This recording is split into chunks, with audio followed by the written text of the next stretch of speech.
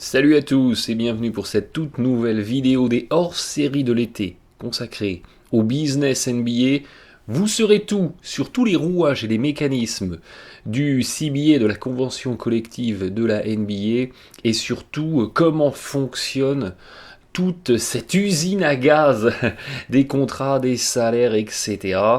Dans cette vidéo, je vous propose qu'on s'intéresse au principe de couper un joueur, le fameux cut by Steam, le fameux released, les fameux waves, toutes ces formulations qui permettent de mettre un terme à un contrat d'un joueur, enfin de le libérer en tout cas de sa présence dans une équipe. On avait vu précédemment le buyout, on va voir une autre possibilité via le principe des waivers, qui est une autre grande famille de rupture conventionnelle, si vous voulez, de contrats dans la NBA. Trêve de plaisanterie, trêve de bavardage, c'est parti. Donc, comment une équipe NBA peut licencier un joueur? Quelles sont les modalités et surtout quels sont les engagements de cette équipe vis-à-vis de ce joueur qui aura été, entre guillemets, licencié? You're fired. Voilà le principe. Rappel, très important, vous êtes des basketologues éclairés. Bien entendu, vous avez ça en tête, mais rappel quand même. En NBA, tous les contrats sont garantis. C'est la fameuse formule que je vous avais citée précédemment. C'est signé, c'est payé. Il n'y a pas moyen d'y échapper, c'est comme les impôts. Le syndicat des joueurs, emmené par LeBron James, défend les droits des travailleurs face au patronat. On ne se laissera pas faire, donc c'est signé, c'est payé. C'est le principe de base. Il existe cependant des solutions pour se libérer d'un engagement envers un joueur. On avait vu la première, c'était le buyout. Il y en a une deuxième. C'est le principe des waivers, c'est le principe de libérer un joueur, où on parle parfois de couper. On a coupé un joueur, c'est un terme qu'on utilise de moins en moins. On dit maintenant plutôt released ou bien waived. On va voir ce cas de figure, comment il s'utilise, comment il s'articule. C'est ce qu'on appelle en français, ce qu'on appellerait en français une renonciation.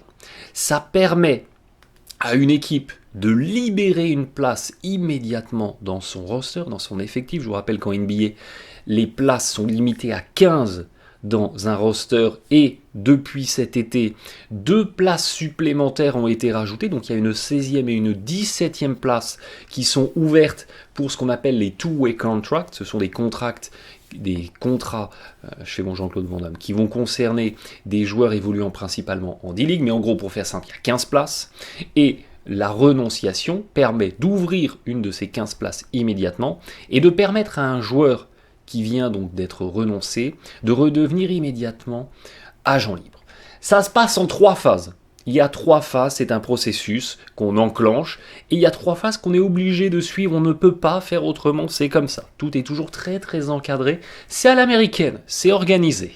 Donc il y a 3 phases, il y a requesting waivers, il y a stay on waivers, et il y a clear waivers. Ce sont les 3 phases à suivre dans cet ordre-là très précisément.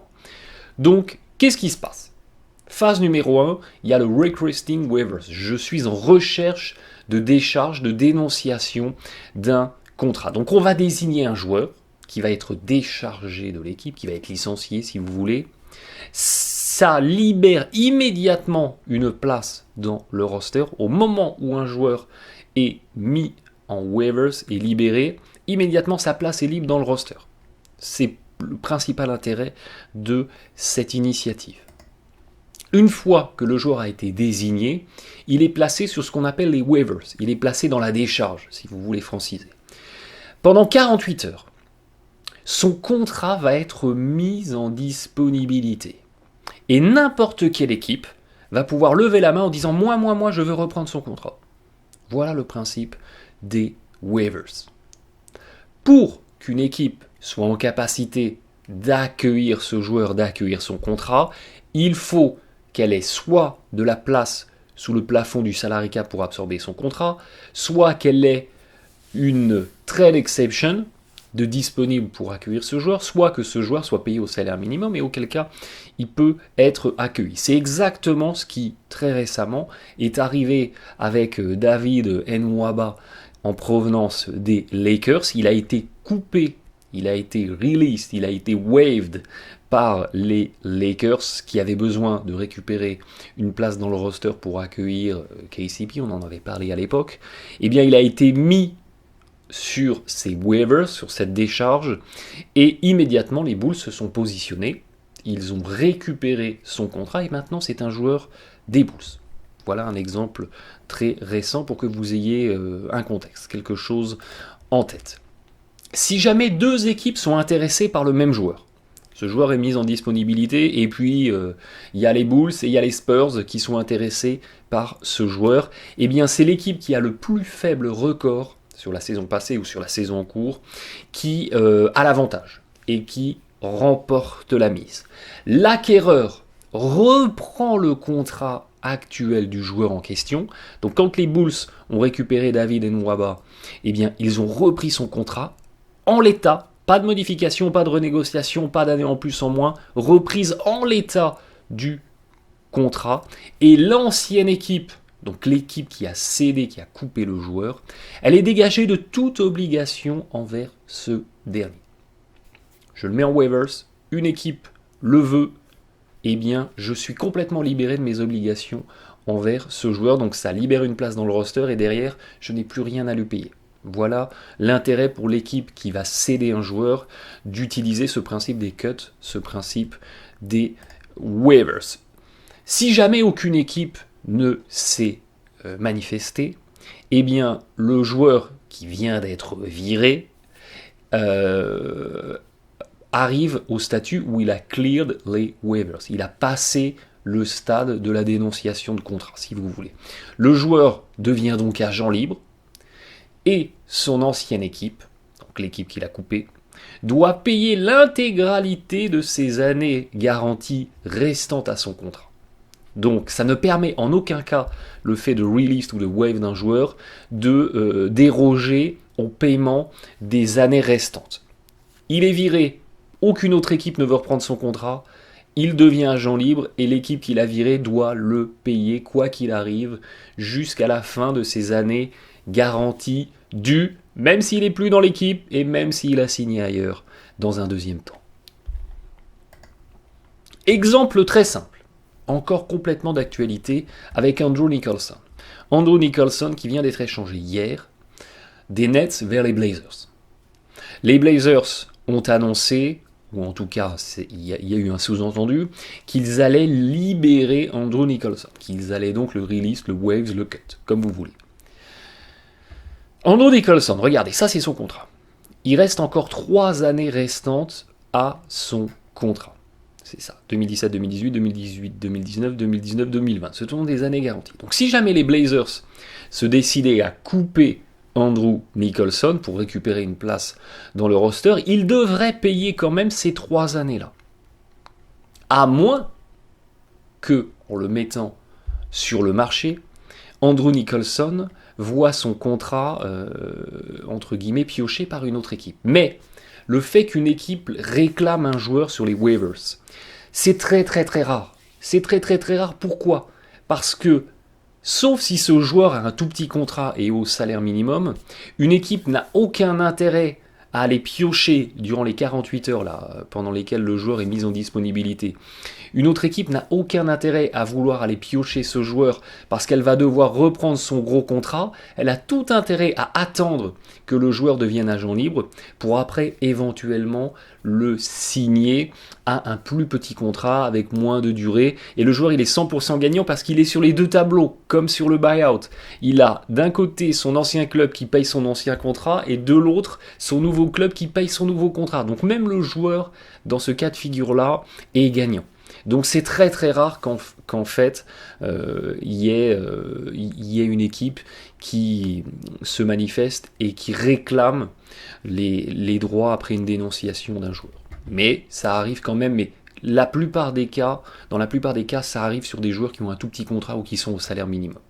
Donc Nicholson, si les Blazers le coupaient, 3 années restantes de contrat à payer, mais il y a un mais, comme pour le buyout, il y a possibilité de provisionner les années restantes. Et c'est toujours le même calcul. Vous pouvez donc étaler dans la durée, c'est ça le principe de la provision, vous pouvez étaler dans la durée le paiement des salaires dus.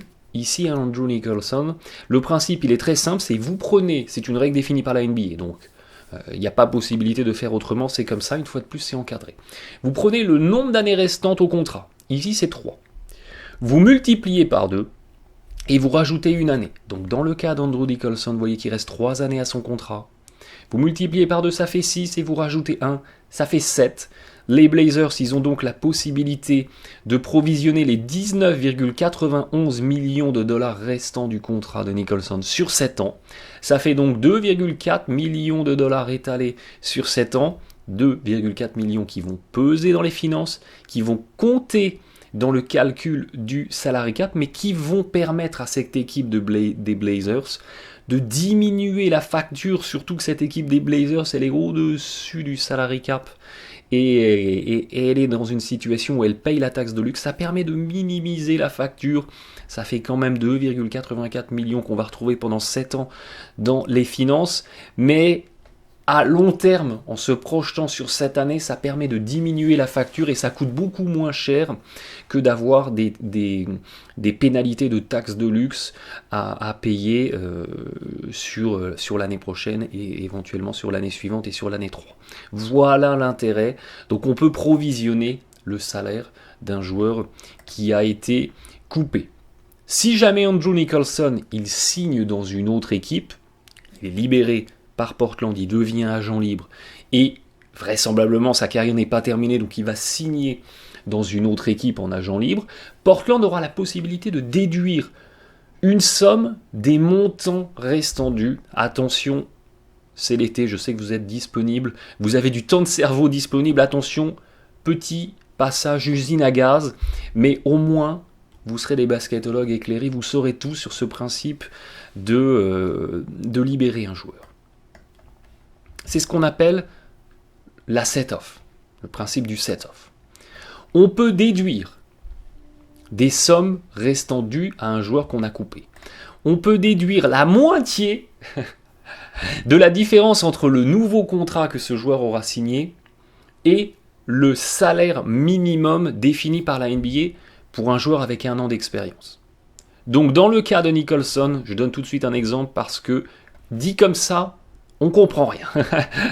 Dans le cas de Nicholson, si jamais il signe un contrat de 2 millions de dollars la saison dans un autre club, vous prenez donc la différence entre le nouveau contrat et le salaire minimum annuel pour un joueur qui a 1 an d'expérience, donc ça fait 2 millions moins 1,3 million, et vous divisez par 2.